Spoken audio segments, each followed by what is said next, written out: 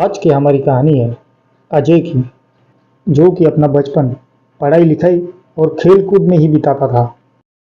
और उस दिन मकर संक्रांति का दिन था और अजय सब बच्चों के साथ मिलकर पतंग उड़ा रहा था। और तभी अचानक अजय की पतंग की डोर टूट गई और वो हवा में लहराते हुए पास के एक जंगल में जाने लगी। अजय के पास सिर्फ एक ही पतंग थी और वो उस पतंग को लेने के लिए पतंग के पीछे भागने लगा। भागते भागते वो जंगल के अंदर तक चला गया और उस जंगल में उसे कुछ अजीब सा लग रहा था, जैसे कि उसके पीछे कोई तो आ रहा है। और बहुत ढूंढने के बाद भी अजय को उसकी पतंग नहीं मिली। और तब वो दुखी होकर वहां से जा रहा था और तभी पीछे से उसे एक आवाज सुनाई दी,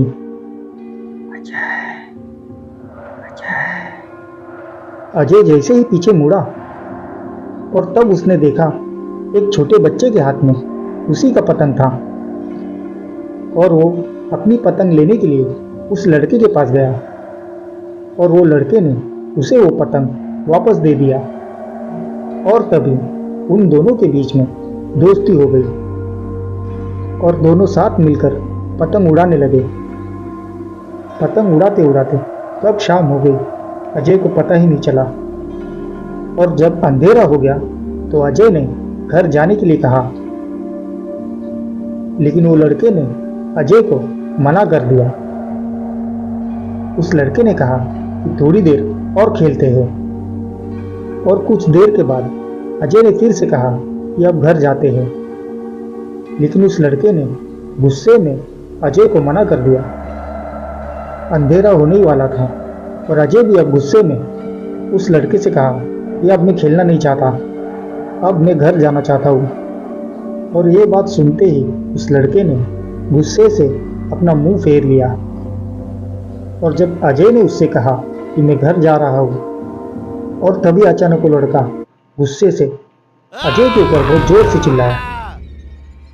और अजय उसका चेहरा देखकर बहुत ही ज्यादा डर गया, क्योंकि उस वक्त उस लड़के का चेहरा बहुत ही भयानक लग रहा था। उसकी आंखें पूरी सफेद पड़ गई थी और वो लड़का बहुत ही ज्यादा भयानक लग रहा था।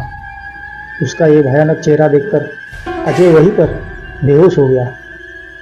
शाम हो गई थी और अजय अभी तक अपने घर नहीं पहुंचा था। और अजय के पिताजी अजय को ढूंढने के लिए उसी जंगल की तरफ चल पड़े और उसे ढूंढते ढूंढते वो जंगल की तरफ आ गए। और थोड़ी ही देर बाद उन्हें अजय दिखा एक झाड़ के नीचे बेहोशी की हालत में। और वो उसे उठाकर अपने घर चले आए।